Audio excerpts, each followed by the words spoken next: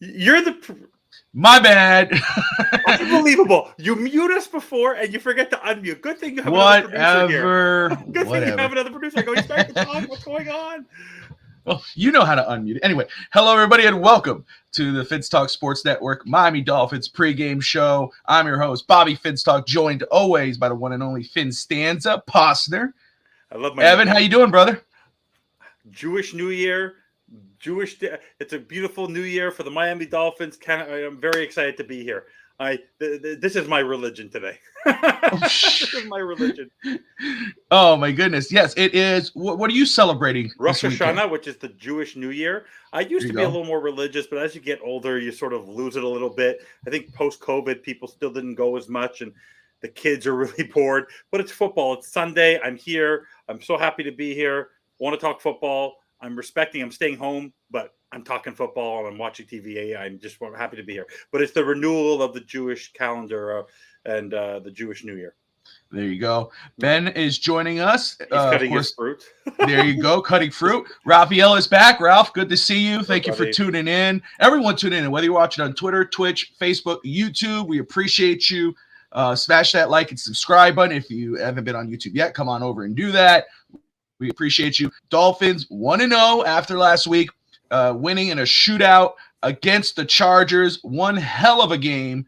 And, of course, tonight, AFC East football game. You know it's going to be highly competitive. It's going to be fun.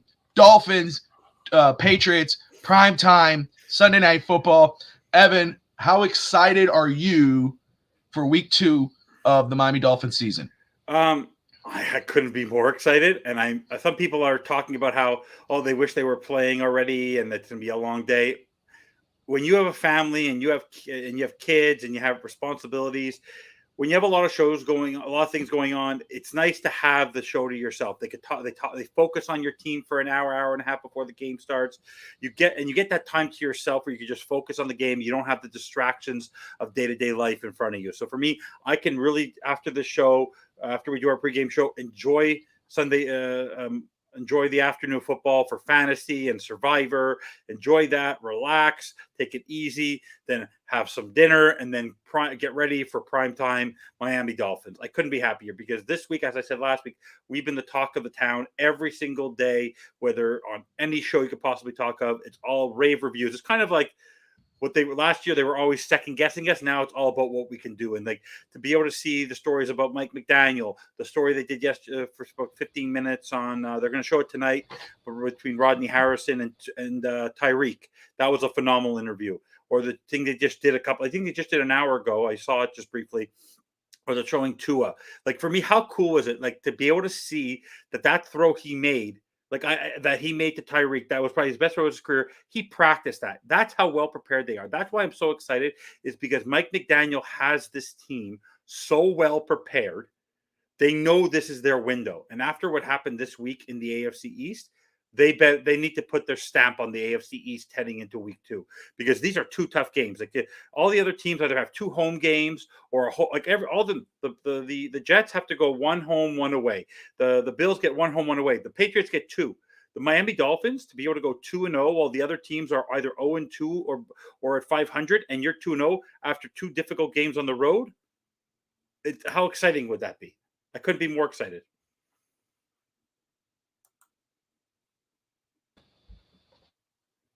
Are you stumped from what I said? No, I'm fixed. I was checking on something here. No, absolutely. Let's just say, okay, we know after last week with, what you like to do it. A lot of people, of course, we were all excited about the way we started the season 1-0. Reeboks, I got the same. Jason, yes, this is one of my favorite player growing up, my favorite player now, and my favorite jersey, just because. Thank you, Ralph. And Ralph is going to the Giants versus the Cardinals. Dud game of the week. Hey, you know what? You're going to an NFL game. That's cool, my man. And he's gonna be wearing aqua at the game. Pretty cool. Best dynamic duo pregame show. Love it. Thank you, Ender. Appreciate you, my man. What's up, Josh? Josh Wingate, host of the Beer and Sports podcast on the Fins Talk Sports Network. But like I was gonna say, who would not be excited if you're a Dolphins fan right now after last week? Yes, like I said, post game, raw reaction. We were excited about the game. We were excited about our offense winning in a shootout. And there were questions that we had coming out that, hey, man, defense, what's going on with our defense? Sanders, the kicker, he missed that extra point. We had fun and debated on that. But let me give Wingate some credit. Wingate was the one talking about defense who made me kind of relax throughout the week when he said, hey, guys, you got to give the defense 3 to 4 weeks in a new system to gel, and then you could talk about the defense. I think that's fair. But what's really cool about that Dolphins win, despite all of that, all of the, hey, what about the defense? Hey, what about the running game? Hey, what about the kicker? Despite all of that, Miami still took home the W. And now they go against a New England Patriots team who, yes, they're 0-1. They lost against the Eagles, who with 25-20. But it wasn't like a of course he'd do that. It wasn't like like they blew them out or nothing. The Patriots played really well. And the Patriots, who were the 8th ranked defense last season, still a top defense, at least this season, to start it out. That's things to look at with Miami. And Miami cannot look past the Patriots to the Broncos. Miami has to get the seal the deal tonight. They have to take this seriously. I believe they will. I think Miami has to have a better running attack this week.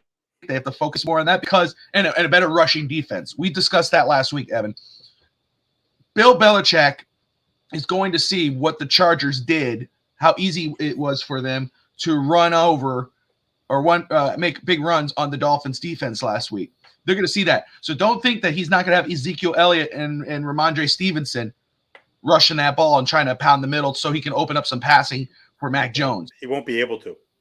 So with that O-line, they are 2 guys are concussed. Their center is fighting an injury. They have I think both their tackles are concussed. So no matter what, they're coming in. Like in the end, this game, no matter what the offensive does, the defense have to dominate this game. Because Christian Wilkins, Bradley Chubb, Zach Sealer, if Jalen Phillips doesn't play, then Emmanuel Ogbah which needs to be the Emmanuel Ogbah of 2 years ago, they got to eat. This is a second-class offensive line. If they have these injuries, you're not facing the Rashawn Slaters and the other group that the Chargers. The Chargers have a phenomenal offensive line. If this is the offensive line going in with either backups, it's the equivalent of us. If we had to go play Keon Smith and Liam Eichenberg and that group and Yolave, and we didn't have Connor Williams, and we didn't have Robert Hunt, and we didn't have Kendall Lamb, like that's what we're facing tonight. Most likely, we'll find out. And Jonathan Jones won't be there. Maybe, like we're going to wait to find out who the inactives are. But the defense better be stepping up today. And the one thing I was most proud of is Vic Fangio had a little smirk at the end of his team came through, but he knows that his team struggled.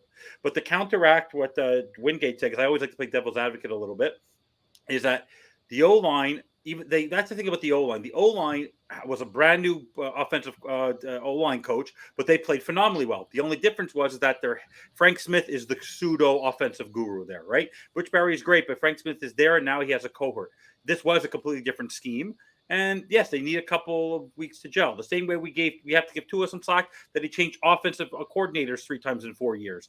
Like when you constantly change coaches, and they were talking about this on Thursday's show, is that you need to have a consistency in order to develop. So I also let them struggle now when the offense is clicking, because there's going to be games where the offense may not be clicking, and you need the defense to step up. So they need to yin and yang themselves.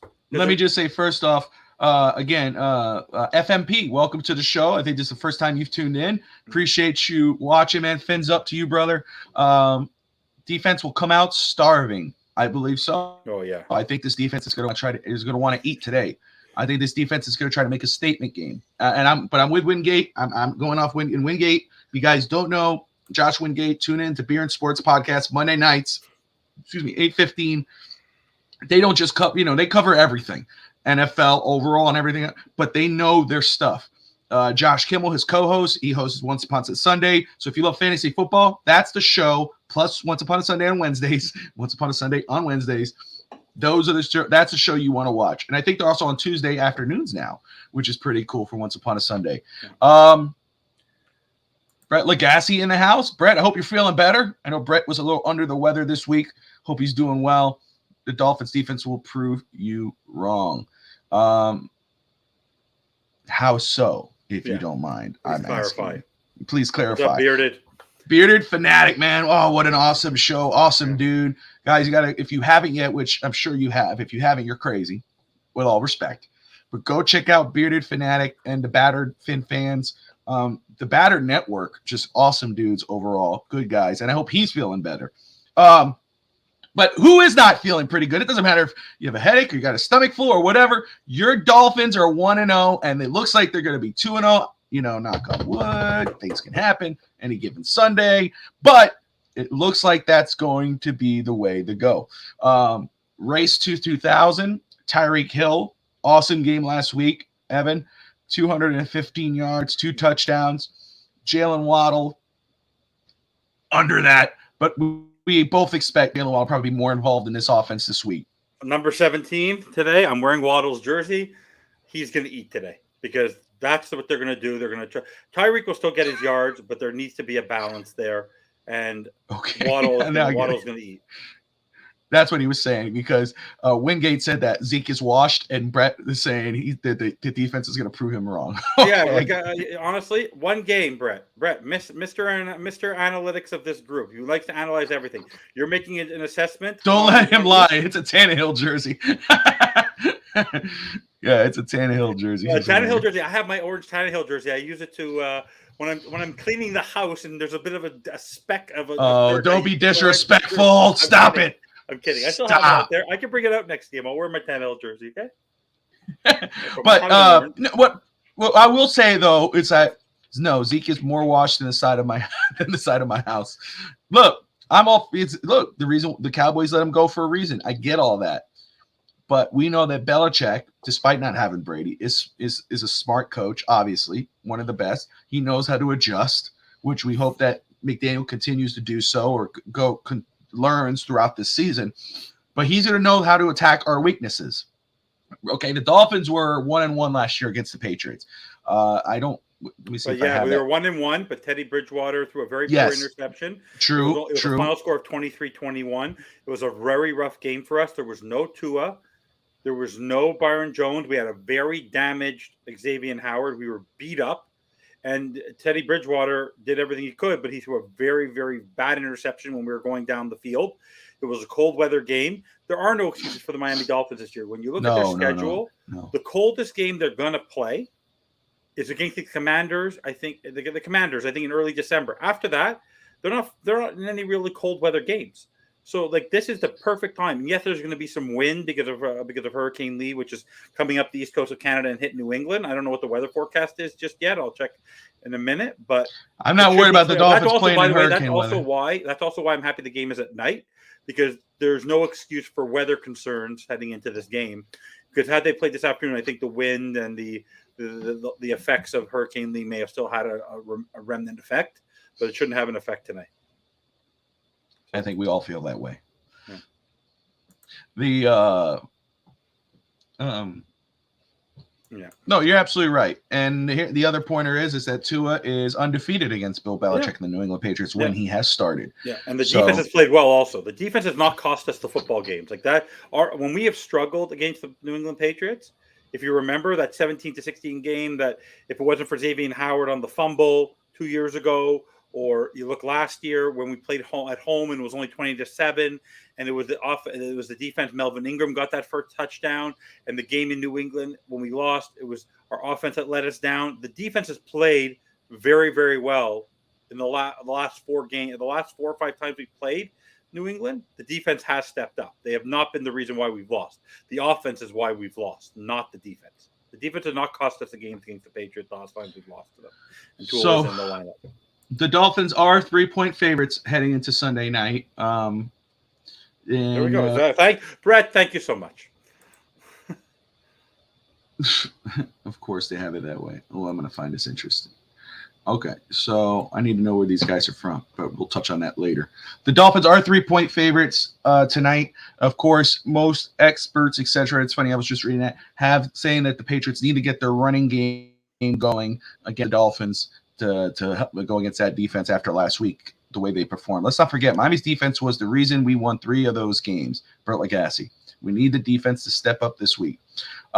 Something that might hurt. Can I just let you know? Right now, it is 21 and sunny. So that is in the. I just don't want to tell you because I do everything in Celsius, and you guys do Yeah, I was everything about in to say. Fahrenheit. You Americans do everything in Celsius.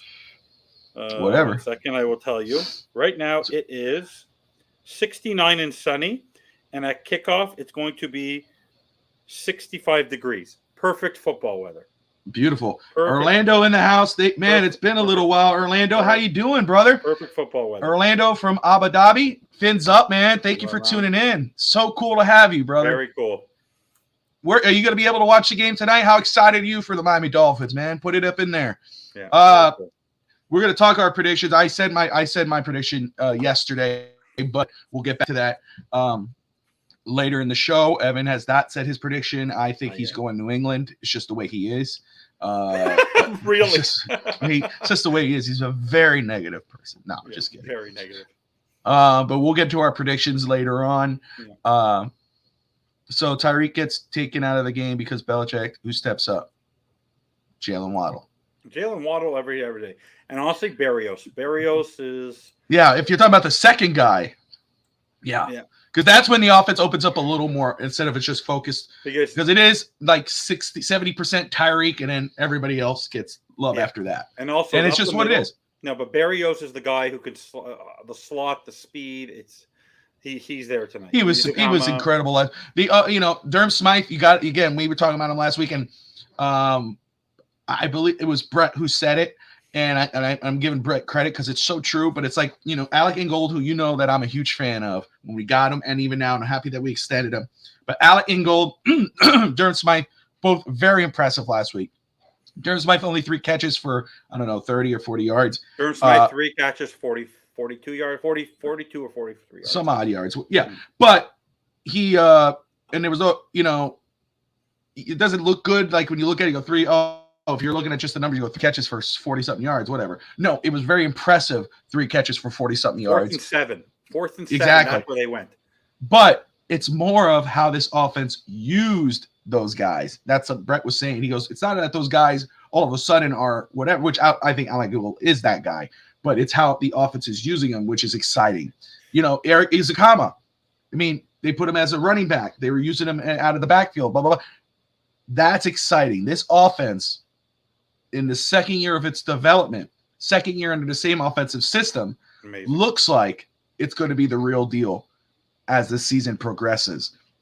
The defense, we're waiting to see how they gel under Vic Fangio, who might be a 1 year. So who's the guy behind him who's kind of getting, because they got to keep that. You don't know how Vic Fangio is. He might retire after this year, but you got to gel. You got to give him a few weeks to gel and see how that goes. Lewis Jones, let the other guy talk. You're cutting him off. Who's cutting who off? Probably me. Oh my goodness. But as we continue here, is there anybody on the Patriots FinStanza that concerns you against the Dolphins? Judon. That's the only guy that concerns me. Because I'm not sure if Jonathan Jones will be 100%. So Matthew Judon is the star of that defense. And I don't, like I said, Stevenson and that group doesn't really concern me if the O-line is what it is. The Mac Jones is who he is. I don't think he's not going to win you that football game.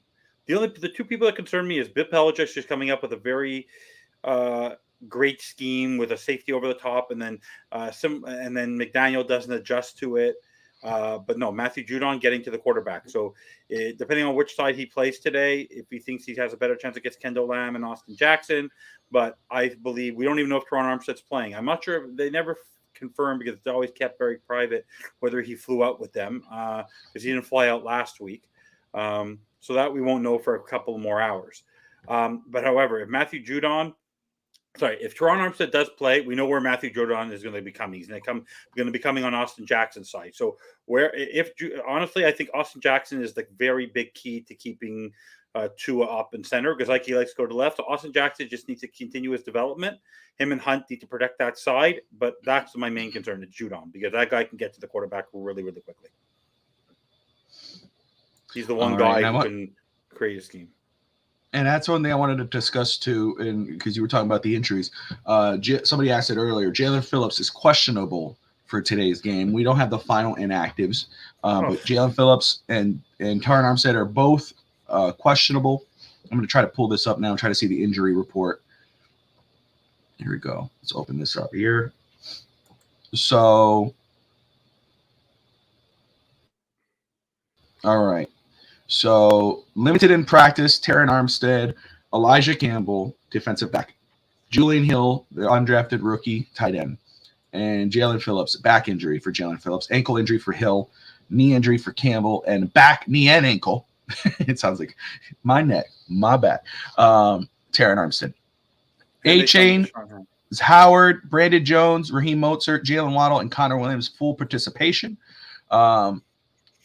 Armstead, Campbell, Hill, and Phillips are all listed as questionable for tonight's game. We haven't got the full inactives.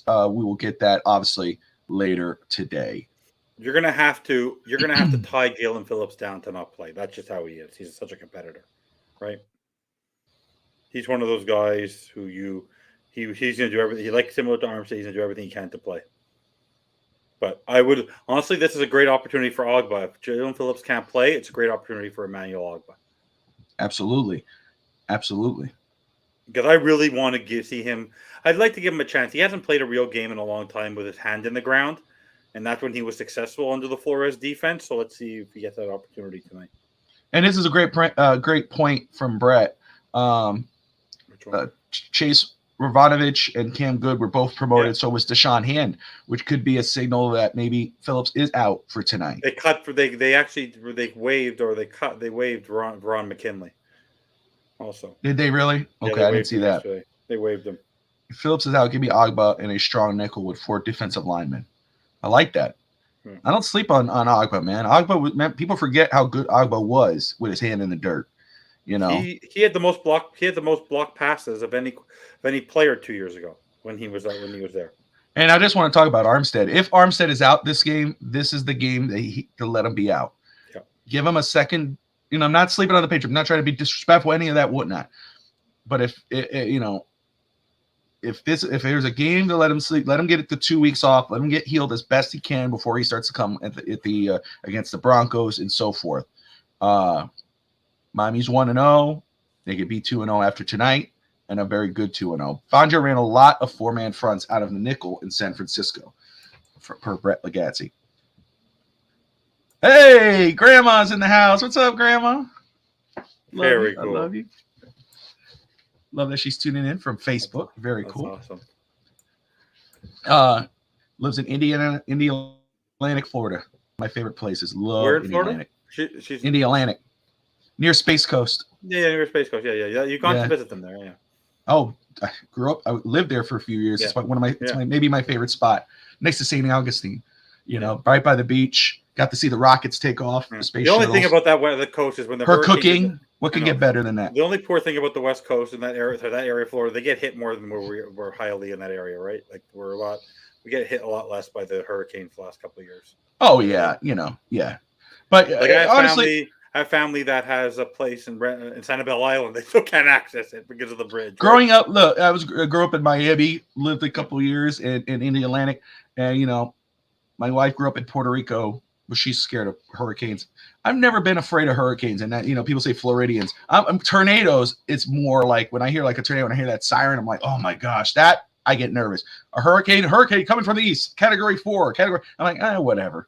All right, let's see how flooded it could get. I'm not. I don't want to disrespect, but that I never. Of course. But I deal with snow every year. People are worried. I deal with 4 feet of snow. I'm not that worried. What is the Canadian equivalent to a hurricane? Like, what is it where people go, oh gosh, we got to get ready this year? Is it the blizzards? No, it'd be blizzards, ice storms. Like, we don't really have to pack up with sand. It's just more that. Like, our concern is actually the net effect of all that snow is the melting, right? Like, we have amazing drainage here, but it's the melting of the water. Oh, the flooding after that. The flooding, because we are on an island. That's the one thing. We are on an island.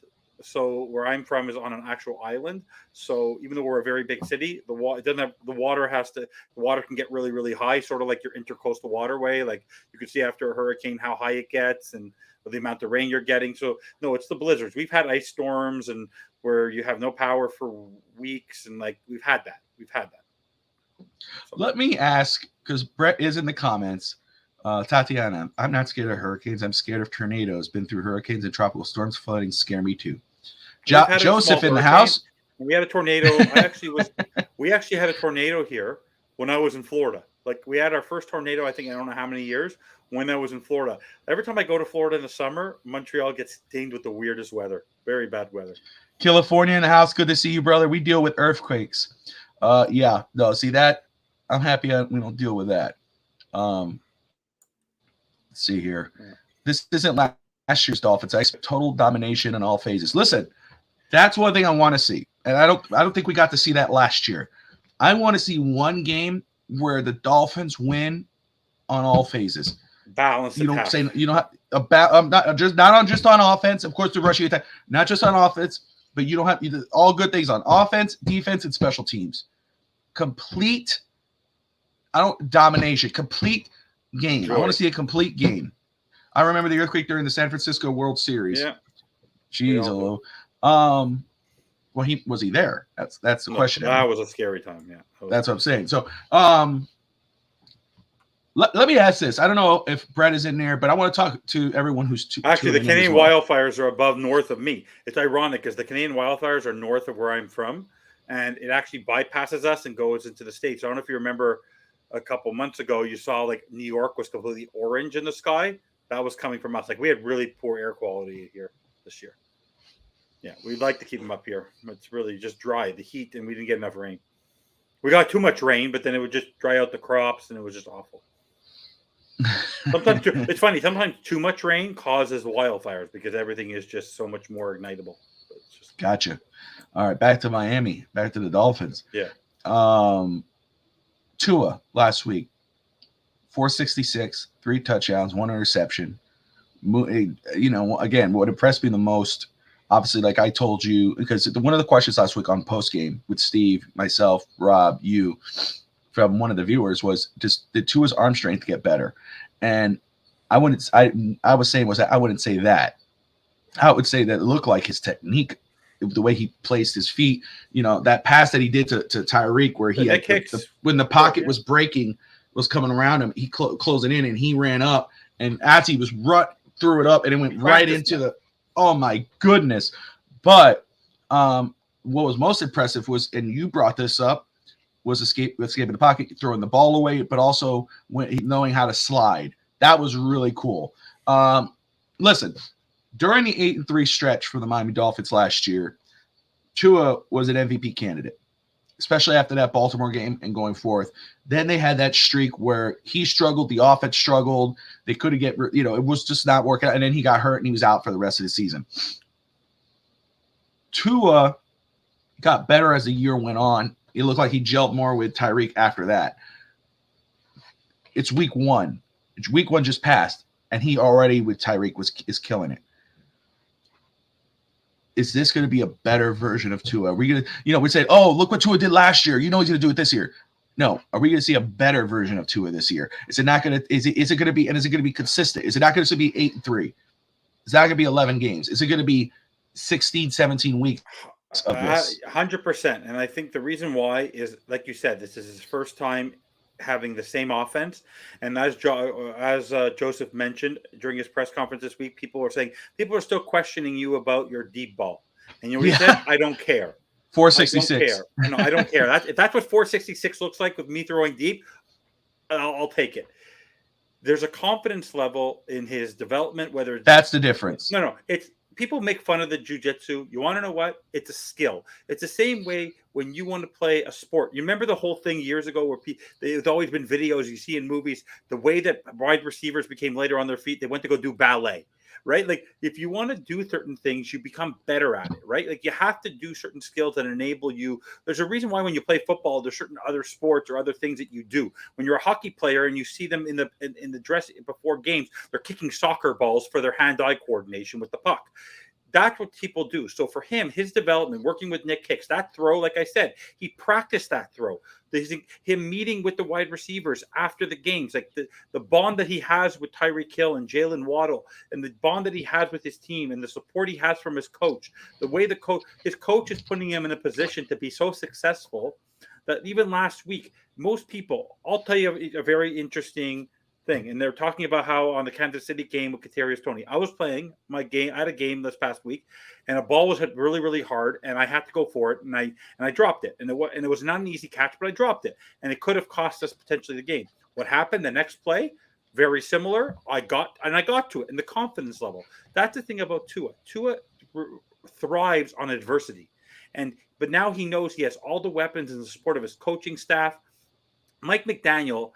Like I saw it last week, and I don't know if you saw this on the video this past week. There's a joke that Daniel Jeremiah showed, because Daniel Jeremiah actually does the Chargers games, where there was a timeout or a challenge call. I can't remember. I think it was a challenge call, and you see Brandon. They actually at SoFi Stadium they put the picture of the coaches on the screen, and you see Brandon Staley walking back and forth, not paying attention. And what does Mike McDaniel do? He looks up, sees that it's him, puts his mic down, and goes, "Run the ball the next 5 plays. Run." Like he is in the middle of a game. He is already playing a game of chess with all the other players. That's what he's doing for Tua. That's what he's doing for Waddle. That's what he's doing for Hill. That's what he's doing for all his players. So Tua has that support. Like how amazing it. Mike McDaniel has shown him more support than any other coach who's ever given him support. Nick Saban was a defensive guy. Brian Flores was a defensive guy. That's the key for Tua. Mike McDaniel literally as doing everything he possibly can to put him in a way to succeed. That's why he's going to do well. So, very simple. Tua's not the problem on this team. It's going to be the trenches and the defense, but it's not going to be Tua. Tua knows what he needs to do this year. Yeah. If you're talking, Evan, I'll run those and you don't have to redo them again. I got them all.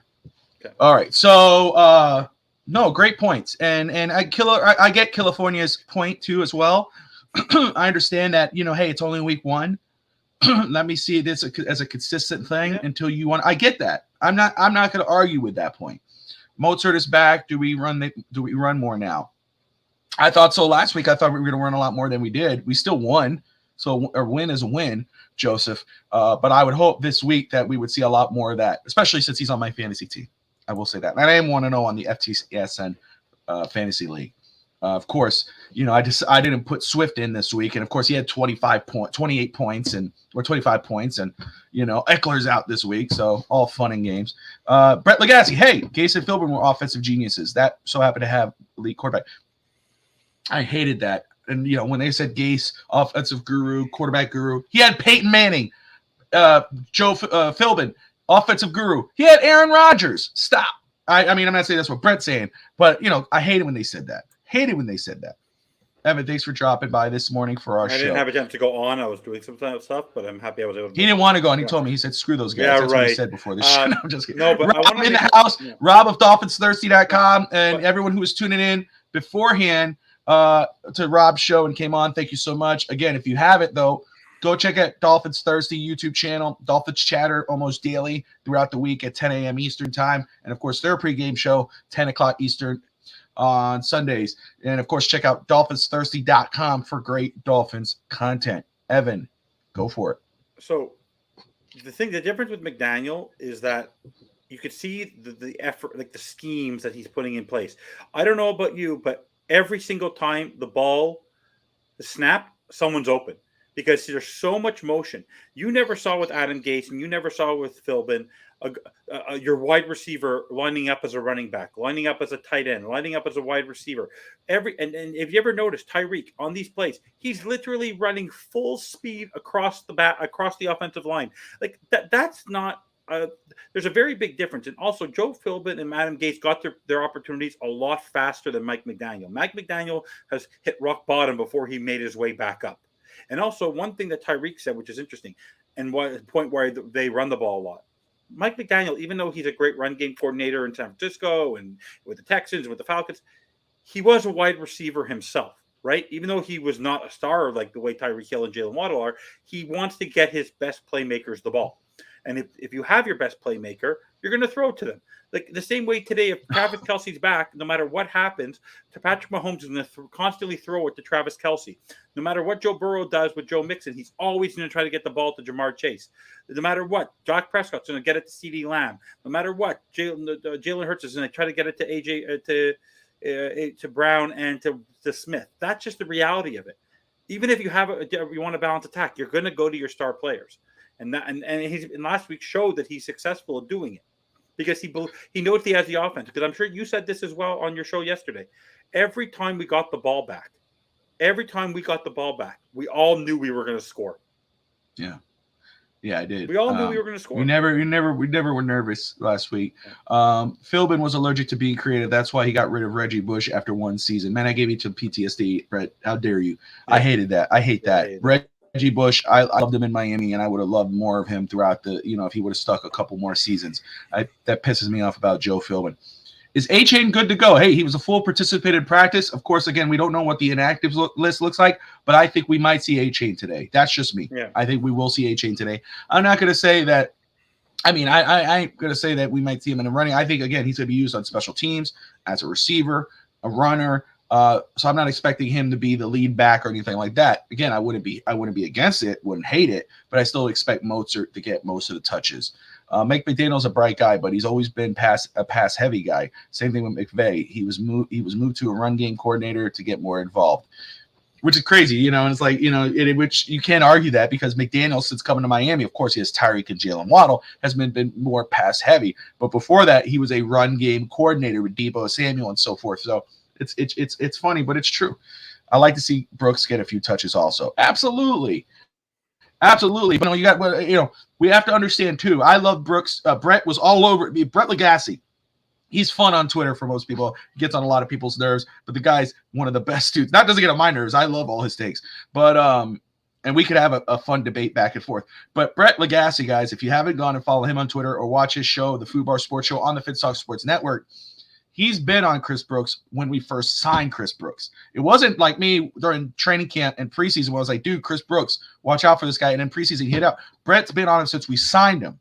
So I would love to see Chris Brooks get some playing time. I think Chris Brooks could end up a good player. I want to say I would love to see him. I think right now I'd say he's a poor man's Jay Ajayi because he's not at that level. But he's shown signs of that. But we have to also remember, too, he's an undrafted free agent. You have Raheem Mozart, you have Chain, you got Ahmed, who knows the offense, and then they're using Izukama as receiver running back, too. So it's hard to get time when you're behind all those guys, and whoever knows what the hell's going to happen with Wilson when he comes back. So I would love to see that. Hopefully we do eventually. Maybe if the Dolphins are blowing out the Patriots, maybe we get to see some Chris Brooks. But I'm okay.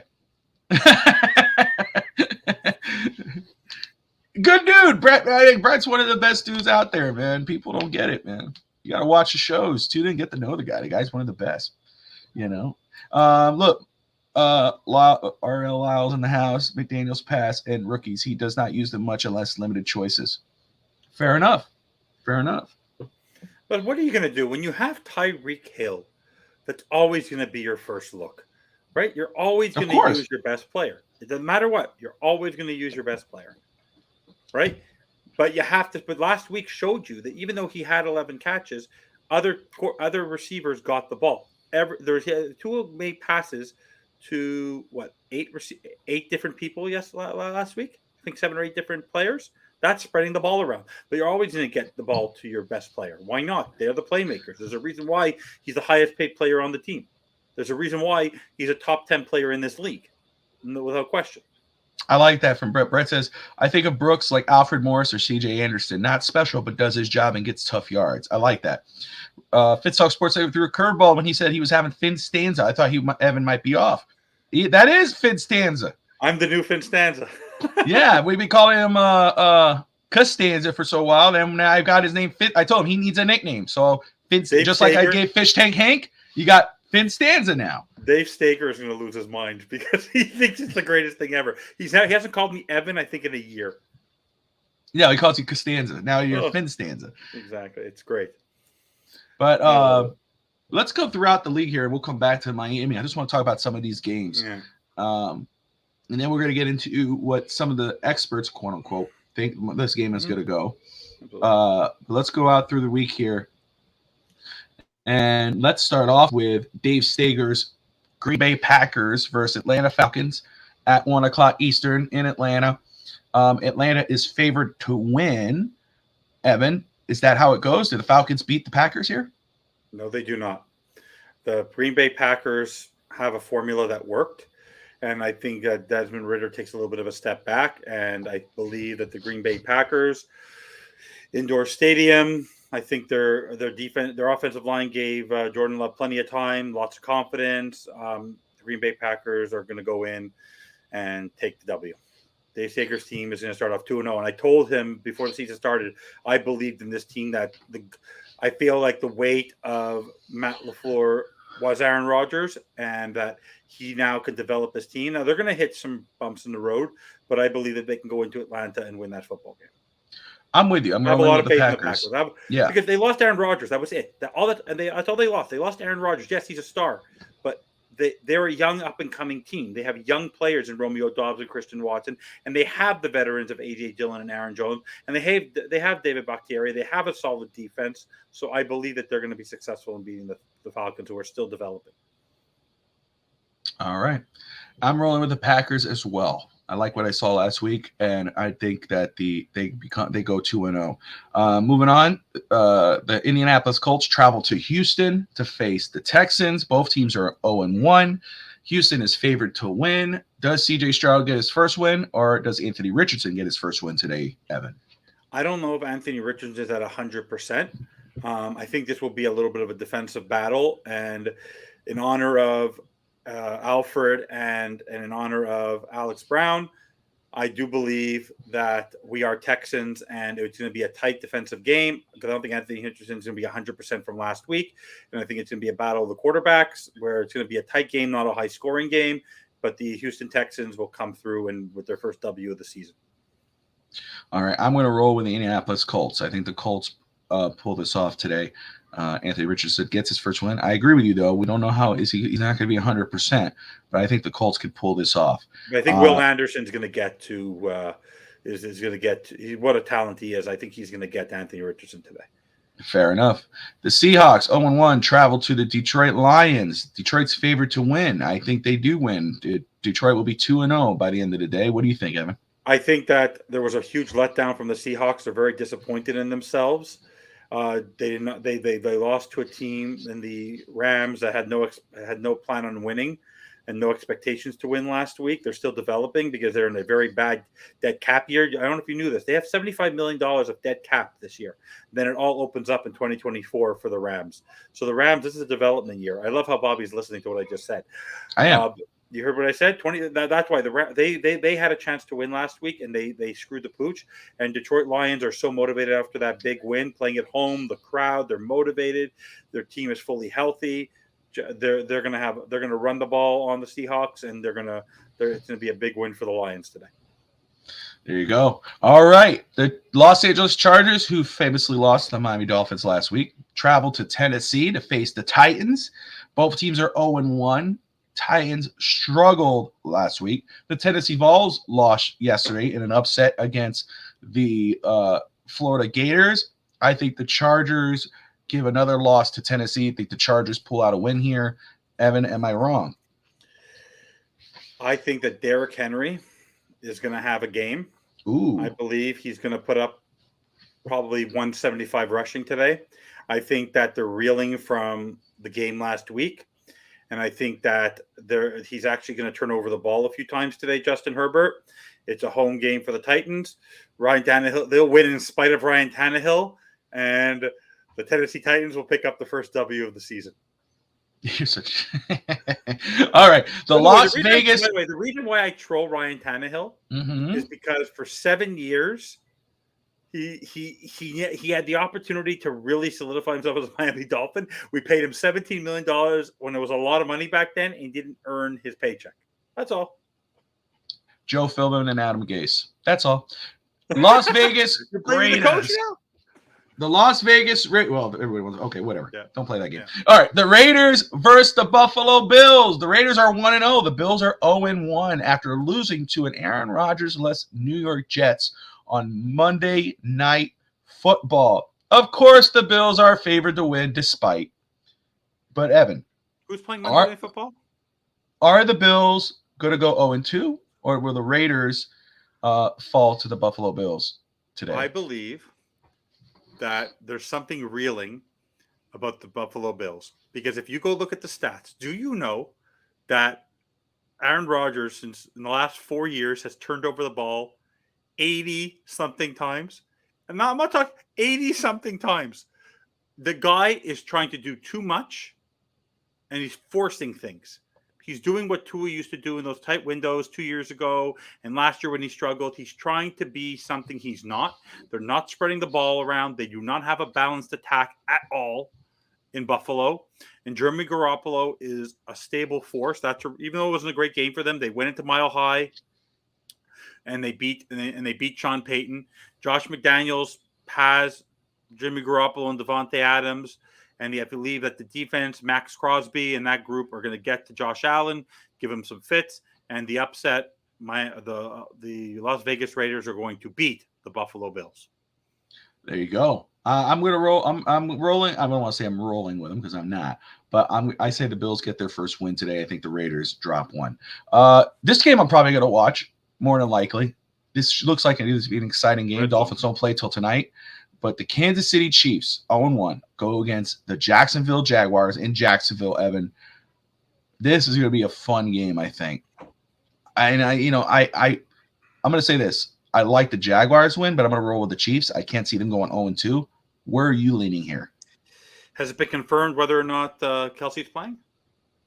I think he's playing. I don't think it's been confirmed. I don't remember seeing any confirmation, but I saw him in practice. I know. So if Kelsey's playing, he's coming out angry. Okay.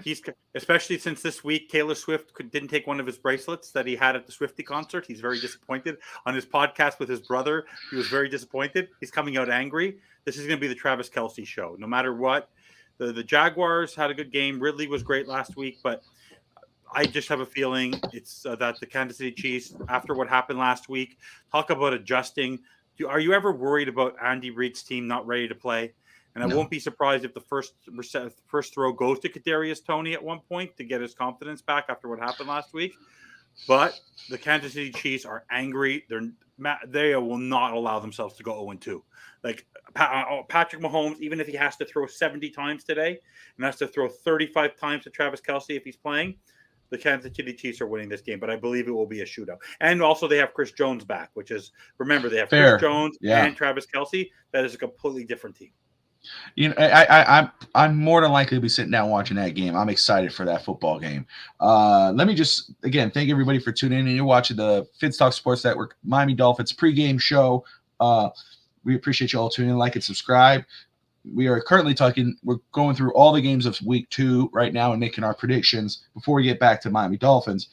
But Anthony Manzano in the house. Rob, he says he's leaning Jags. Let's see. Make sure I'm not missing anybody here. Joseph says Rodgers is crazy if he thinks he'll come back before the playoffs. Go Gators from Rob of Dolphins Thirsty. All right, so moving on. AFC North division game, big one. The 1-0 Baltimore Ravens go to Cincinnati to face the Bengals. 0-1. Evan, do the Bengals pick up their first win, or do the Ravens go 2-0 in the division? Last week against the Texans, it was a slow-moving game for the Ravens. They should have put the stamp. I don't think they played a great game. Now, no J.K. Dobbins. Joe Burrow is a competitor. They're playing at home. He knows what happened last week. They're going to adjust for that. The Cincinnati Bengals are going to beat the Baltimore Ravens.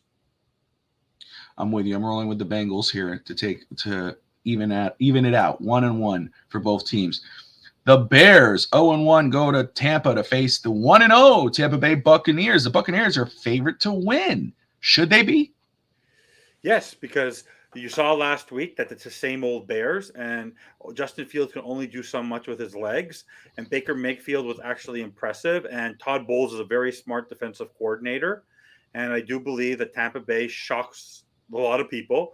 And I think it will be a very close game, but I do believe in the end that at the end of the day in Raymond James Stadium, that the Buccaneers and one of my oldest, bestest friends of 36 years, and I'm 40, so I'm talking going back to 4. Like as long as you and Alex have been best friends, this guy's been my best friend. The 2-0 for the Bucs. Wow, I'm going to roll with the Bears here. I think they figure it out. I think it's going to be even out 1-1 for both teams. Another game that's going to be pretty good, I guess, to watch in the afternoon if you're waiting to watch Dolphins versus the Patriots. It might be the 49ers versus the Rams. Both teams 1-0. Niners are favored to win. I'm going to roll with the Niners here, but I think it's going to be a very damn good game. Are you rolling with the Niners as well, Evan? The 49ers, I don't care what anybody says. We're big Dolphin fans. Brock Purdy showed last week that he is capable of running a Kyle Shanahan offense. Christian McCaffrey is a Swiss Army knife in the backfield and in receptions. You have Deebo Samuel. You have Brian Ayuk was a superstar last week. He was probably thank you, Brandon. He's on my fantasy team. I appreciate you. Brandon Ayuk is phenomenal. You have Nick Bosa with his new contract.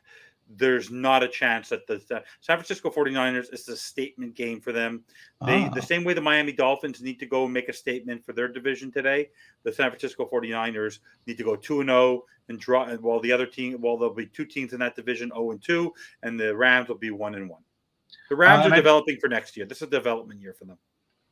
I will say, R.L. Lyle says, for your information, Texans offensive tackle Laramie Tunzel is inactive today.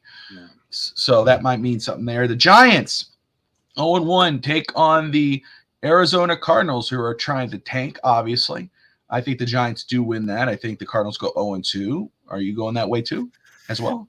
Dable and Wink Martindale got their butts kicked last week. Now, I've never been a Daniel Jones believer, but they do have to recoup themselves, and I think they're a better team than the Commanders, and the Commanders somehow pulled off a win against the Cardinals. So there's zero reason why the Giants, because if not, you think if the Giants lose to the Cardinals, they're going to be raked over the coals worse than the Jets tomorrow, because no one expects the Jets to win today, but the Giants better not lose to the Cardinals today.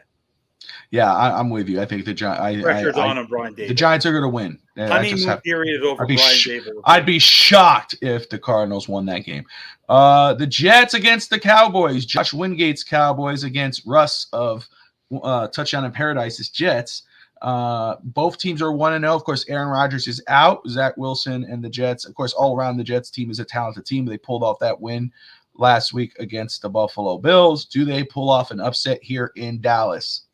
When Zach Wilson said he's excited to face the Dallas Cowboys defense and Dan Quinn, are you kidding me? Because outside of Doug Peterson, the guy you would have wanted as the Miami Dolphins coach, not negating Mike McDaniel, was Dan Quinn. You're a big Dan Quinn guy. This guy is the coach in waiting. The reason why he's still a Cowboy defensive coordinator is that if somehow Mike McCarthy screws the pooch on offense, he's the next head coach of the Dallas Cowboys. Micah Parsons is the Tyreek Hill of defense. He is the Patrick Mahomes of quarterbacks. He is going to drive Zach Wilson nuts. Zach Wilson, I think, was very content with being the backup quarterback, making millions upon millions of dollars, learning from Aaron Rodgers. No, he did not think, and also he looked awful. As bad as even though the Jets pulled up the win, they are not going to be able to generate the offense that Dak Prescott and Tony Pollard and CeeDee Lamb and Brandon Cooks are going to be able to generate. And that defense, with Noah Igbenogany and Micah Parsons and Tre'Davious White, that team is just Trayvon Diggs. They are just ripe for it. And this is what the Cowboys do. They win early, and they always win well. So it's not even going to be a close game. It's not going to be close. All right, moving on to the Washington Commanders, who are 1-0 to start the season. They travel to Denver against Russell Wilson and Sean Payton. The Broncos. Prayers to your friend. Prayers to your friend. I'm sorry, Anthony. Yeah. Wishing him a speedy recovery. And hope all works out. Major prayers to Anthony's friend there, who was diagnosed with pancreatic cancer and esophageal cancer as well. My goodness. Yeah. God bless you, brother, and God bless him. So moving on to the Commanders versus the Broncos. Broncos 0-1, Commanders 1-0. Do Sean Payton's Broncos even it out, or do the Commanders with Ron Rivera and Sam Howell go to 2-0? Is it a home game or they're playing this the Broncos? Is Broncos. Yep. They're playing in the Broncos. In Denver. Unfortunately, the Broncos will pick up this win. The Commanders did not look good against the Cardinals last week. I think it will be another tight game, like 21-20. late scoring game because I don't think Sean Payton, Russell Wilson is not him, but I think the Broncos sneak out a win. Here you go. I'm gonna. Sam Howell, Ron Rivera, like them both. I'm rolling with the Broncos here. I don't see them going 0-2. I agree with you. Commanders did struggle a little too much for my taste against the Cardinals, so I'm going to roll with the Broncos here. We're going to skip the Miami game because we're going to keep that fast. We're going to go to Monday Night Football. There's 2 Monday night games. You got the 1-0 Saints against the 0-1 Panthers, NFC South game here, division game. New Orleans, of course, is favored to win. I think they will. Saints go to 2-0. Evan, am I wrong? Saints go to 2-0. There is no question. Derek Carr knows what he's doing. He's a veteran quarterback going against a rookie quarterback in Bryce Young. The defense has played pretty well. It's a division game, and the Saints will pick up this win. All right. Now the second game for tomorrow, September 18th, Monday night on ABC. The Cleveland Browns, 1-0, who beat the Bengals, face the Steelers in an AFC North division game. Should be a lot of fun. What a tough division that is. The Browns versus the Steelers. Who picks up the W here? You're going to be shocked that I said this, but Jim Schwartz has that defense playing phenomenally. Kenny Pickett was not what we expected last week. He actually was quite disappointing. And I think Deshaun Watson, Nick Chubb, I think, is the key piece for the Browns. And they have them. I just have a feeling this is going to be a slobber knocker of a game to steal from Jim Ross. I think the Browns pick up the win. I'm with you. I thought you were going to roll with the Steelers. No, I think the Steelers. I honestly saw last week. I was on the edge with Kenny Pickett, but he did not look good last week. Yeah, I'm going to roll with the Cleveland Browns. I just think talent and hard hitting. I'm rolling with the Browns here. Jim Schwartz is a great coordinator. You know how North Turner was always known as a very poor head coach, but a great offensive coordinator? That's Jim Schwartz. He's a very good defensive coordinator. Absolutely. And you have Myles Garrett. Like, if you have Myles Garrett, like, it's phenomenal. When you have that kind of guy who can disrupt any offensive line, and you have Nick Chubb. Like, Nick Chubb last week didn't even have a great game in that rain and had 18 carries, 106 yards. He still averages 5 yards a carry. This is Nick Chubb. Absolutely. Hunter, good to see you, brother. Fins up, my man. Go Raiders and Cowboys. Let's see here. Just want to make sure I don't miss anything. Yeah, I agree with Rob. It seems wrong to say Kansas City will go 0-2. I'm rolling with Kansas City here, even though I would like the Jaguars to win. Evan, I hope tonight against the Patriots for the defense, I hope Fondre uses more press bail coverage because I've noticed the past 2 years Howard has been slowing down. Anthony Manzano. I have full belief in Vic Fangio. What's up, Eric? Scotty? No, the way McDaniel looks at offense, there's no way Vic Fangio is going into today's game with the same concept. And also, Mac Jones likes to hold on to the ball. He does not have a quick release. And with this O-line, I would be blitzing early. Get to the quarterback, rattle Mac Jones. So let me ask you this. Let's start with your keys to the game, and then we'll get our predictions in here. And then what I think we should do, which would be good because it's about an hour away from kickoff for the afternoon games. Let's see who would like to come on in and give their thoughts on today's game, Miami against the Patriots, and before we close it out. But before then, what are your 3 keys to victory to secure a Miami Dolphins victory here today? My keys to victory are score early. Like, the Dolphins have to step in on their first couple drives and put points on the board because I don't think there's no way that the Patriots offense can keep up with our offense. Like, it's just not possible. So we have to score early. Like, on our first drive, we have to score, put up 7. That's what we have to score early and often. Our defense has to get to the quarterback. I'm not even less worried about the running game. Has to get to the quarterback, and then it's also, for me, it's all about the turnover game. We need to pick up turnovers. We need to win the turnover battle. We didn't win it last year. You think Howard has a better game tonight? Xavier Howard will have a phenomenal game today because he's not playing anyone who's a star, who is of concern. So for me, we need to pick up at least 1 or 2 turnovers at the minimum. We need to get to Mac Jones and rattle him. I mean that we need to get 2 or 3 sacks. It has to be the defense has to balance out the offense from a confidence level because last week they the same way the defense was always bailing out the offense. I just need to see a balanced defense, unless we're concerned about the run game, because I don't think that the Patriots offensive line are going to be able to handle all our front seven. I just don't think they're going to be able to, even if Phillips can't play. And shockingly today, I think it's going to be Bradley Chubb's best game of the year. By a mile. That. He will get to Mac Jones. All right. So well, let's see what Scotty had to say. Who just said that before he posted it? I think that I did. I think that's why he posted. But also, let me just make very clear. What's up, Scotty? Good to see you, brother. I don't know if you remember last year. What was our worst game of the year last year? If you recall, what was our worst game? Chargers. Exactly. Yeah. Well, how do you remember how the offense beat us? Dink dunk. This is the kind of game you let your receivers make the plays for you, Tua. Don't go try to shove something into a window where it possibly can get deflected. Don't try to force anything. You're going to have Waddle, Hill, Izukama, Braxton, Barrios on the field. Trust your receivers to get the yak for you. I actually want to see if there's man coverage against Waddle and Hill, go deep, go downfield, but don't force anything. Find your open receiver and let them get the yards for you. Just let them get the yards for you. There you go. So all right. So let me just say mine, since I already said it last night, yesterday for Fins Talk today. My prediction for tonight's game, I have the Dolphins beating the Patriots 31-23 to go 2-0 on the season. 31-23. Evan, FinStanza Posner, how are you rolling tonight? Tonight it will be. I know people like Thirsty's been saying. People are saying how it's going to be an easy game. I don't think it's going to be an easy game.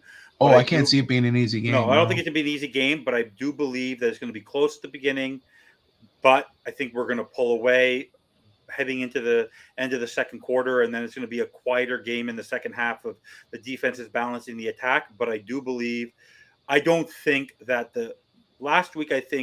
I don't see the New England Patriots having the offensive weapons, especially with a banged up offensive line. If they had a fully healthy offensive line, I think that it would be a tighter game. But if the Dolphins are going to score often, and I just believe that. I don't think they're going to get stifled or confused. There's too many weapons. Final score: Miami 27, Patriots 10. Ooh. Okay. It's going to feel close, but they're going to pull away. It's just there's too. So wait a second. Hold on a second. Hold on. Rob just said 24-17, not easy at all. You said Rob said it was going to be easy. You go, I don't think it's going to be easy. 27 be easy. But I know that. But then okay. But wait a second. How do you come out with 27-10? Because it's going to be a tight game at one point where we're going to score. They're going to get a field goal. We may not score. They're going to get a field goal. But then over time, the Miami Dolphins are going to pull away because our offense is just too strong. It's going to feel close in the first quarter, but then in the second quarter, it's going to feel completely different. So a field goal and a touchdown for the Patriots, and then the Dolphins it's going to be a tight game through the game, and then the Dolphins are just going to pull away in the end. Yes. Gotcha. Okay. All right. Now, if weather was as I said, if it was a factor, like for example, if the offensive line of the New England Patriots is healthy and 100% like it was last year, I would say this is more of a 27-20 game. But the fact that their offensive line, and if Jonathan Jones does not play, and that's the number one guy who gave Tyreek Hill fits, the Dolphins are going to have zero reason to lose this football game. It shouldn't even be close towards the end. It just shouldn't happen. Oh, okay. The second quarter is going to be key. Okay, that's where my statement wasn't going to be easy. What Thirsty said, let me clarify, is that on Twitter, everyone thought the Dolphins are going to have an easy time beating them, and then he said it's not going to be easy. The thing is that one thing is that's not possible. We have to think about this. The Miami Dolphins have the ability to score points on a whim. The New England Patriots do not have the skill set with a banged up offensive line to be able to do that. So the only way that the Miami Dolphins lose this football game or make it close is if they start throwing turnovers. They fumble the football. They have poor snaps, and they make errant throws. That's how it happens. That's the only way they're going to lose the game. The Miami Dolphins have to give the New England Patriots the game. The New England Patriots do not have the personnel to go out there and dominate the Miami Dolphins. It's just on paper, it's not actually physically possible. They do not have the skills. Who's the number one wide receiver? Juju Smith-Schuster, who's wearing a brace of an offensive line. Devontae Parker, who's injured. Mike Gesicki, when on the field, you have to look for pass because it's never going to be a run. Like, what the offense is going to do. So the only thing that can possibly happen is it. Also, let's just put it to you this way. Vic Fangio's in deep trouble if his front seven cannot get to Mac Jones against a backup offensive line. We have very serious concerns about that. So this is a game that Miami Dolphins should say, we need to be careful. It's a division rival. It's not going to be close, but in the end, we're going to pull away. We're too good of a football team to. Let's put our stamp of approval on this game. All right, I have dropped the link there, guys. Whoever wants to tune in, come on quickly. Give us your keys to the game, and most of you guys put your predictions down there. But tell us how you think the game's going to go. Scotty, 31-17 with the Phillips issue. Rob, of course, 24-17. Hunter, 31-17. Hunter says the worst game last year for the Dolphins was the Packers. No, because Tua got injured. Tua was injured. You're saying when Tua was playing? No, Tua was playing. They were fine. The only reason he threw the interceptions is he was concussed prior to his first interception. That's a simple point. They should have pulled him earlier, but no one knew he was concussed. So there you go. Yeah, we'll let that stick in there for a little bit for the link. And if you want to hop on quickly, come talk some Dolphins versus Patriots or anything else for this week, you are more than welcome to hop on as we continue today's pregame show. So what game besides Miami are you most looking forward to week 2? Me, definitely the Chiefs, and the two games are the Chiefs and the Jaguars and the 49ers and Rams, just because I just want to see the best teams play. That's the thing. I want the best teams against a team. And also, I just like watching the 49ers because I think that's the mirror team of the Miami Dolphins. Like that is the next threshold that the Miami Dolphins have to reach. Like I agree with you on that. Let me go ahead and run these by here as we're waiting for anyone to hop on. Let's go. Let me make sure This is. Christmas will come early when the Cowboys lose to the Dolphins. So this is CBS News Boston Patriots Dolphins Week 2 predictions from Foxborough. I thought this would be interesting to pull up to see what they think, because just to see that guy who came up, one guy who said Mac Jones more strong arm, more accurate, or whatever the hell he was saying, and then the other one said, "Oh, they're both mediocre." I just thought it was hilarious listening to those guys. Well, this is out of Foxborough. Did you see Tom Curran this week saying that Mac Jones is a better quarterback than Tua? Yes, I did. But that's what I was talking about. People have blinders on because when you don't watch your quarterback, all the quarterbacks regularly. That's why I have a great respect for Brett and Stager in that group and Wingate, is that they don't just watch one quarterback; they watch all quarterbacks. Yeah. And so I don't want to hear from people who are just focused on their team. So Steve Barton of WBZ TV Sports, he says Dolphins are 3-point favorites. But by the time the night is over, both teams will be 1-1. Tua and Tyrique are tough to stop, so the Pats have to find a way to keep them off the field. Hopefully, the Patriots can get their run game going and grind down Miami's defense. If they can do that, the passing game should open up as well. He has the Patriots winning 24-21.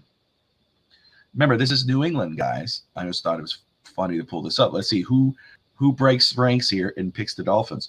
Dan Roach, WBZ TV Sports. Belichick has told us time and time again that life in the NFL is about one thing: winning.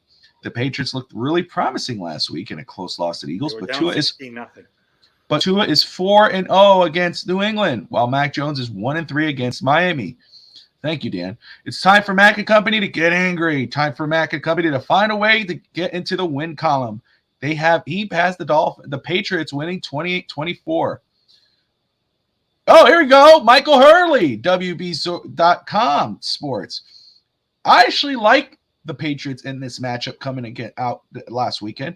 Miami was a defensive train wreck, and Tua was lucky to have escaped with just his one pick. I like New England to run it down their throat and get a few interceptions and pull out a victory at home on a Sunday night, but I'm afraid of the injury report. After Sadi Sal, Antonio Maffey, and Calvin Anderson were among the worst performing offensive linemen in the whole league last week, i.e. Evan Posner, Sal is now dealing with a concussion while the two good offensive linemen, Trent Brown and David Andrews, are injured too. Brown's concussions could create a really problematic void at left tackle, and Andrews is working through a hamstring injury. Imagine if he leaves the game in the first series. Nightmare. So the whole running it through Miami thing might not be in the card for the Patriots, who are off to a brutal start health-wise on their O-line. He has the Dolphins beating the Patriots 30-17. And last but not least, Matthew Geigen has it. He has the Dolphins winning as well, 28-17 because of the injuries on the offensive line. So Evan, right on the money when he talked about the injuries on the offensive line for the Patriots. New England is concerned I'll too. put it this way. If we had the injuries that the Patriots have on the offensive line,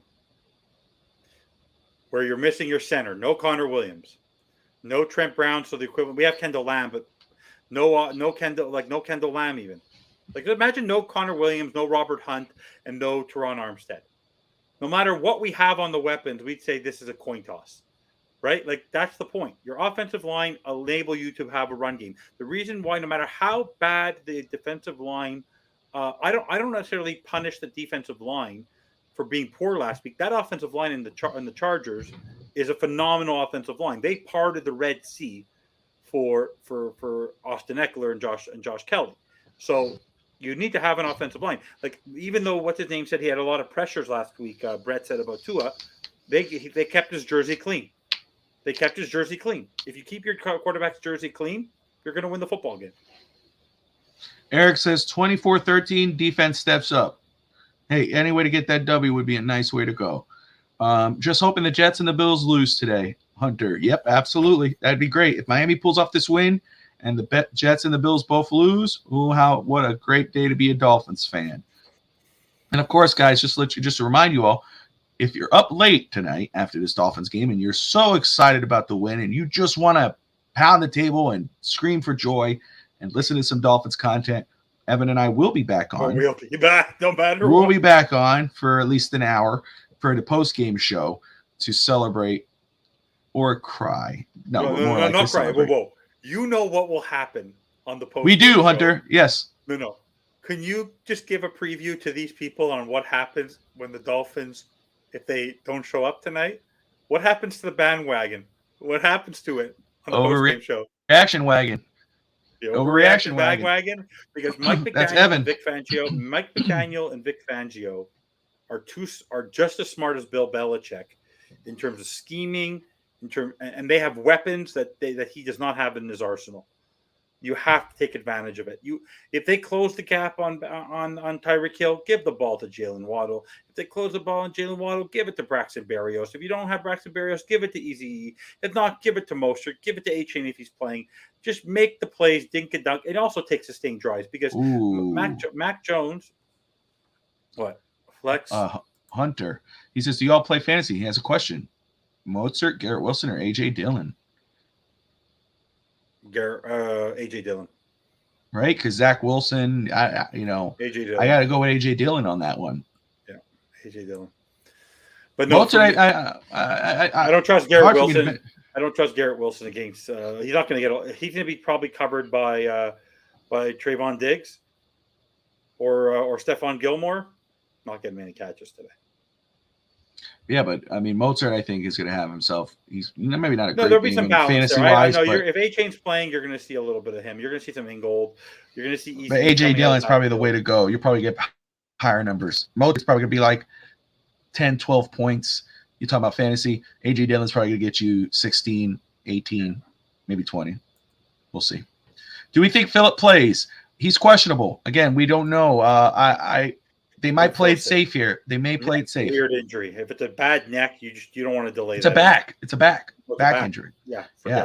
I would play it safe. Just leave. Let him take the game off. We started off. If we were 0-1, you play him. But you're 1-0. So even if you go 1-1, you're still okay. You have a $16 million guy. You have a $16 million defensive lineman who wants to put his hand in the ground. Let him play. Talking about Agba. Yes. Mm-hmm. He's like, there's a reason why you signed him. He was a capable player not 2 years ago. I know it's a different scheme, but he also wants to prove himself. He doesn't want to be sitting there as a backup all year. No. But let me see if I could make sure I'm not missing anything here. See if anything has come out so far as we are waiting.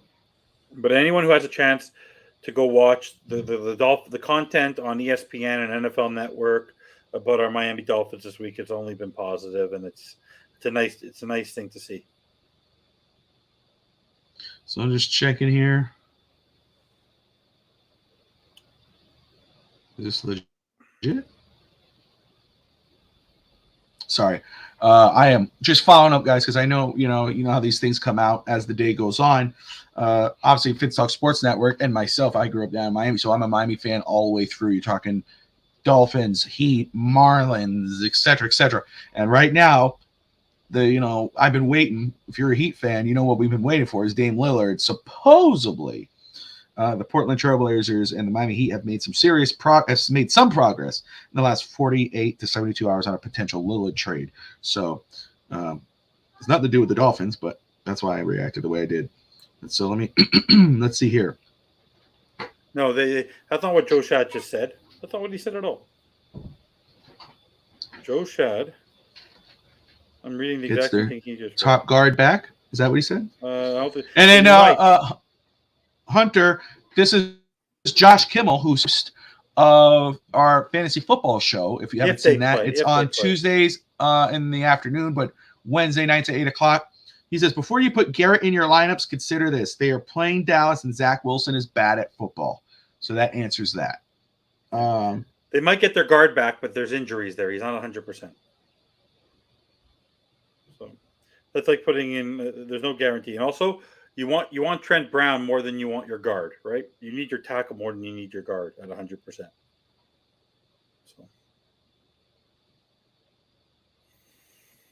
make sure I'm not missing anything, right? At least regards to the Dolphins and if there's any confirmed outs.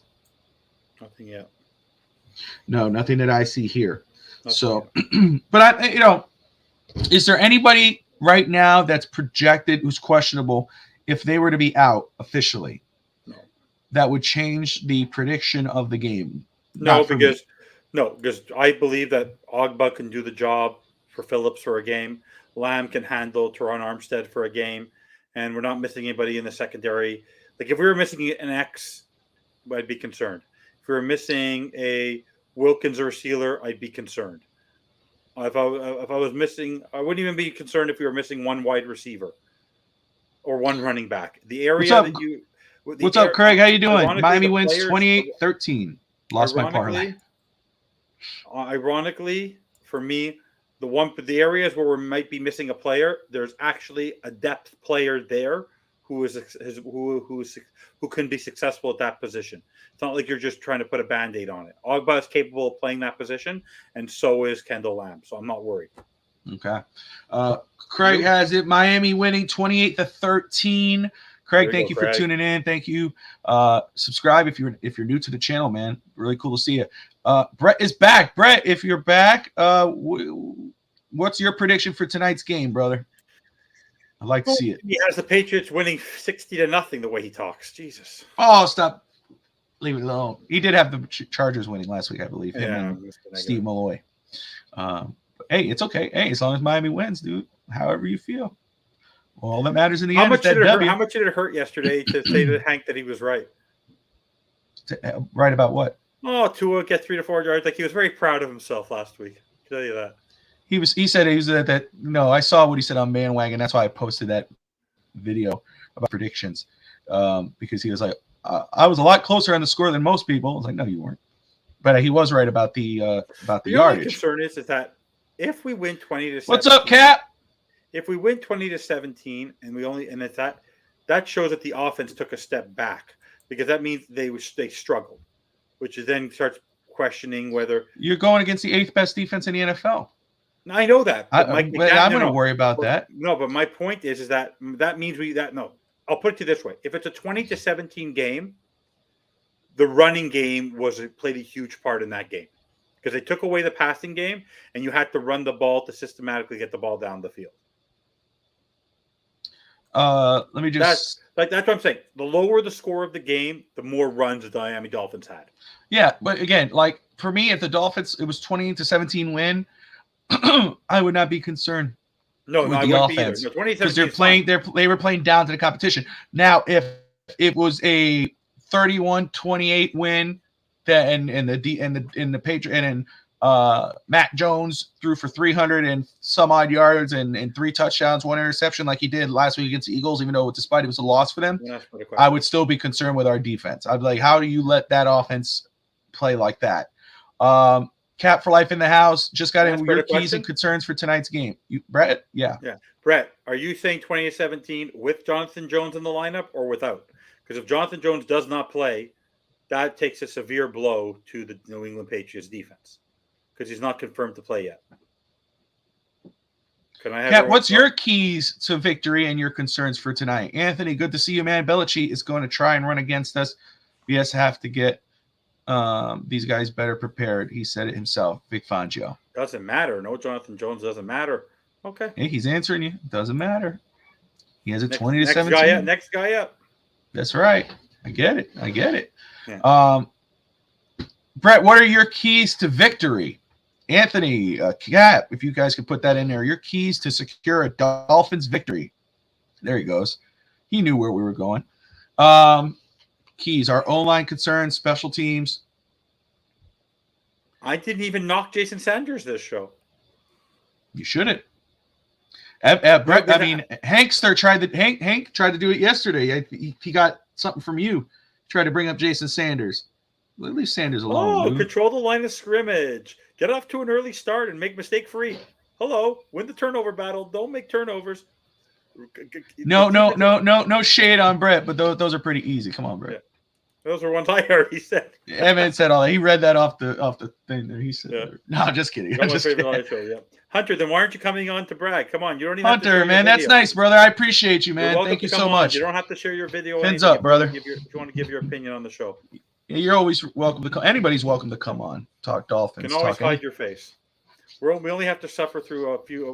When we have to deal with Staker's face and those kind of faces, other people, you don't have to show your face. It's okay. Clutch one day. One day Clutch will show his face. One day. Voice Fins, Bobby, Fins don't sleep. No, that's the thing. Miami's keys are easy. They can shoot themselves. It's true. It seems like Miami right now is a team that the only way they lose, they beat themselves. What's going to be the true, and I believe Wingate was the one that said that. I think it was on our feed, was that on our, what's that called? Direct messages. Oh my goodness, what the hell? The DMs, what did he say? Yeah. Well, that we have to develop our scheme, takes time to gel, and no. Goodness, I hate that. Let's see if I'll remember eventually. Keep going. Okay. Hunter says his mom thinks he's handsome. Well, that's nice. I never said you were. I don't know what you look like to tell you. Well, you're the one who said he has to hide his face. I know. I think you don't know people, because some people don't like to come on because they are afraid to show their face. Yeah, right? Yeah. Let me see if I could find that very quick, because I hate when I forget things. I'm horrible at that. No. And Evan's usually on the shows is the one who helps me out with that. Yeah. Remind you. Do you want to know what Wingate said? I could find it. I could find it. I usually mute his notifications anyways. I'm just kidding. He should be happy. Stager and Wingate should be so excited that we all believe at the end of today, the Cowboys, the Packers, and the Dolphins will all be 2-0. See, we're even throwing some sunflowers and poopery to the Cowboys and the Packers. So I hate that. I can't remember. Ralphie boy in the house. Roof. And afternoon, boys. Anybody seen Mel Gibson around here somewhere? Let me know. He's going down with his team. LOL. Fins up 24. Is he a Patriots fan? Is Mel Gibson a Patriots fan? Maybe. Oh no. Hold on. Good for him. I said 27-10. He said 24-10. Ralphie boy is my buddy. Yeah. I want to have to see when is a good time. I have it's all good, Hunter, man. We got our show tomorrow night, East 10th Street Boys. And then later today we have our post game. Craig in the house. Want at him? There you go. Go ahead. Go for it. Doing today? Good, Craig. How you doing, brother? It's going to be bored this afternoon. There's other games. Yeah, I know, but I try and just stick mainly to Miami. So I'm just laying here on my bed, just chilling out in bed. What do you think the keys to the game are for today for the Miami Dolphins to pick up the victory? First key, don't let the Patriots run the ball down our throat. Fair enough. Absolutely. Second of all, do what you did last week. Keep Tua's jersey clean. Absolutely. And lastly, don't make dumb mistakes. Because they made some dumb mistakes, especially that first drive, that fumble at the 2. Yeah. So. Yeah, turnover-free football, 100%. Yep. And force Mac Jones. Like, I know Vic Fangio's not a blitzer, but maybe like second and long, maybe shock him and blitz him or something. Yeah, especially if Trent Brown is out on the left side, you basically have absolutely. And I know people are going to say, "Oh, we don't have Jalen Phillips." Our defensive line's fine. And in fact, I'm going to make a prediction. I think if Trent Brown is out, I think that Bradley Chubb will eat. Yeah, I predict that too. He has to start earning his contract. I think he just needs to adjust to this new scheme again and with the Miami Dolphins. I think last week was just a poor showing just across the board. It wasn't anybody specific. I think today is their opportunity to just put their stamp on it. So, but I'm excited. I think we definitely go 2-0 tonight. Am I worried? Because it is Bill 28-13, right? Yep. You're 28-13 for the Dolphins. Who do you think is the when it's all said and done tonight, offense and defense? Who's your offensive player of the game tonight? Jalen Waddle. There you go. There we go, buddy. There we go, buddy. He is known to have great games against the Patriots. Yeah. I think the Patriots will be too focused on Tyreek, and I think Waddle will have like about 8 catches, $105, and a couple scores. Yeah. There you go. And then your defensive player of the game. Well, like I said, I'm going Bradley Chubb. There you go. Yeah. Love it. I think tonight he eats. He eats pasta, he eats hamburger. Whatever he's going to eat, he eats a lot tonight. Yeah. I think also tonight there's no weather excuses. It's supposed to be clear. It's supposed to be – that's one big advantage for the Dolphins. They're not facing – last time we faced them in December. It was cold. They don't have the excuse this week. It's Miami Dolphins, picture perfect, 65 degrees and clear. It should be – they play – in those nice weather games, they should be fine. You know, and I watched that thing with Omar and Alan Poupart. And that guy that said that Mac Jones is better than Tua. Tom Curran of the Patriots. Was he drunk? No, he's drunk. But that's also I was saying that, and I said this to Bobby, that when you focused only on your quarterback, like that was actually the shocking part. When you watch the All Dolphins podcast and you watch Alan, when Alan Poupart, who's been hard on Tua since he got there, was like almost like fell off his chair. Mac Jones is not a quick thrower. He needs to have an open pocket. He needs time to throw, and he has to have strong wide receivers. He doesn't have strong wide receivers. He won't have a lot of time to throw, and he's going to make key mistakes today. I actually think that Kohu is going to have an excellent game today, and I think Holland's going to get a pick. I think it's just the defense is going to have a good time today. I think they're really going to. Yep. I think we jump on them early, keep them down, and then that'll be it. And we win 28-13. I'll be happy. 2-0. Both games road wins. Huge. So, and I just get a kick out of the national media. How a lot of them are saying New England's going to win this one. I think they just, no matter what, people are hard on the Dolphins. They think it's easy. Just because you have Bill Belichick on your team. Bill Belichick last year had a very poor coaching season. The year before that, I think it was just it just fell right for them 2 years ago. And this year, I don't think it's going to be any different. And people saying, "Oh, they played a good game last week." They were down 16-0. The Philadelphia Eagles took the pedal off the metal when they took that 16-0 lead, and they kept it close in the end. Yep. But that game was never a chance for the Patriots to pick up that victory last week. No. They were down And if quickly. Jalen Hurts doesn't fumble, that game's done. Yeah, exactly. 100%. And that's like I said, we got to not turn it over, and let's get some pressure on them, and let's force some turnovers, and let's put this game away early. Yeah. There you go. Yeah. All right, guys. Great, have man. a good one. Thank you so much for tuning in and coming on, brother. We appreciate you. First time listener, first time caller. Don't forget to like and subscribe. You're welcome. Appreciate you, brother. Thank you, man. Have a good one. All right, Fins up. Take care. Take care.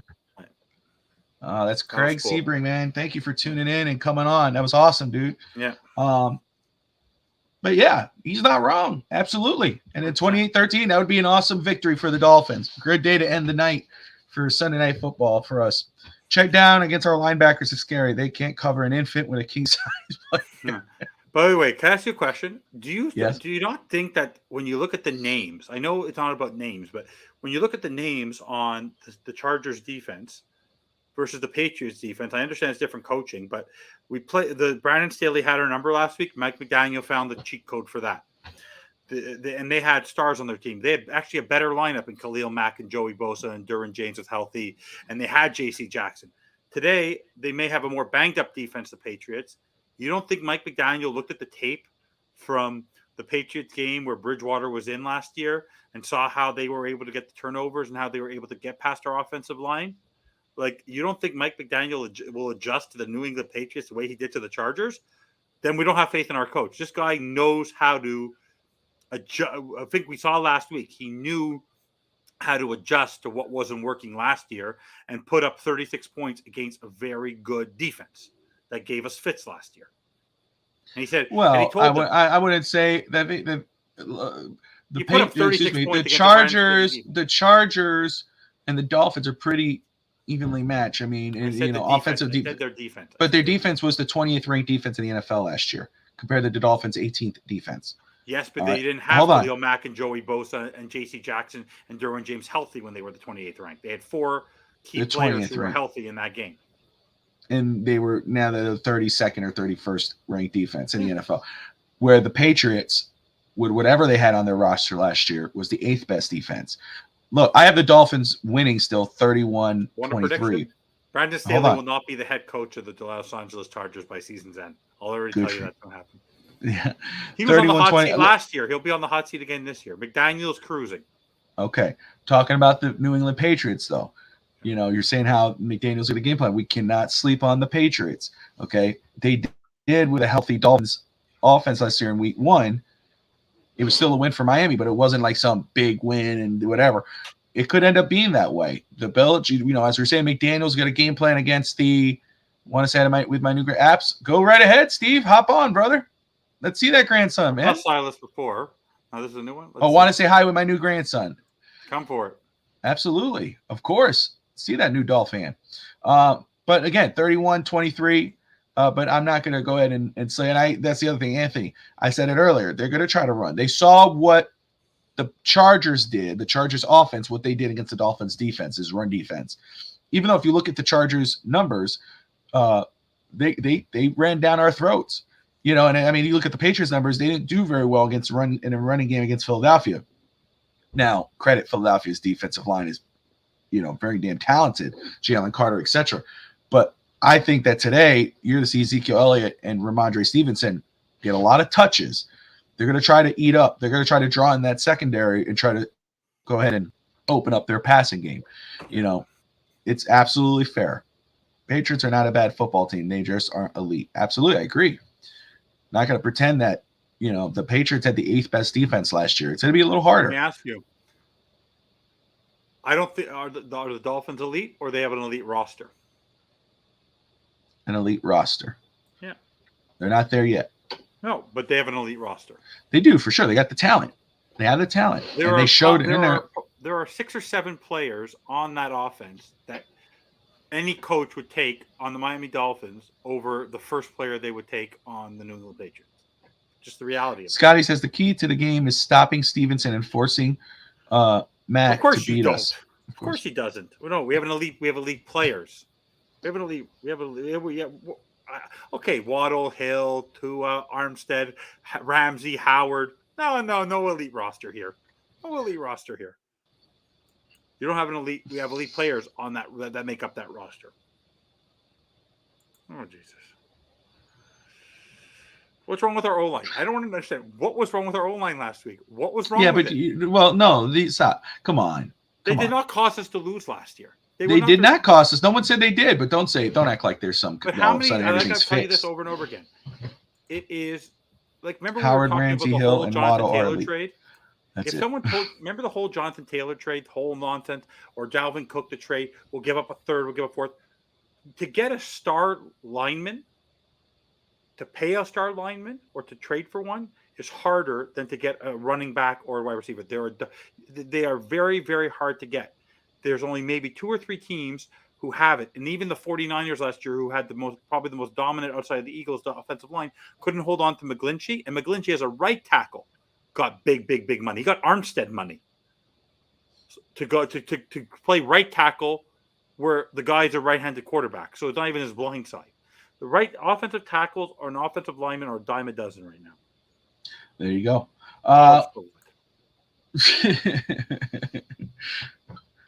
Yeah, but, Tua did his job.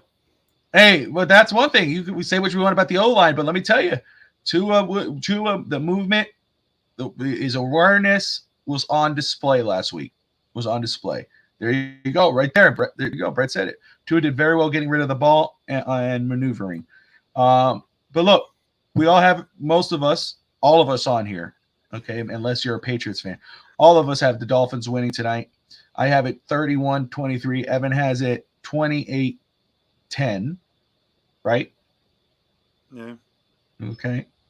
So we're going to leave it at that. I want to thank everyone for tuning in to the Miami Dolphins pregame show here on the Fins Talk Sports Network. You can catch us again tonight after the game, post-game show. It'll be a late one, but that's okay. We'll be on at least for an hour to react live. Of course, it could be longer than that, depending on how crazy we all are, win, lose, or draw. But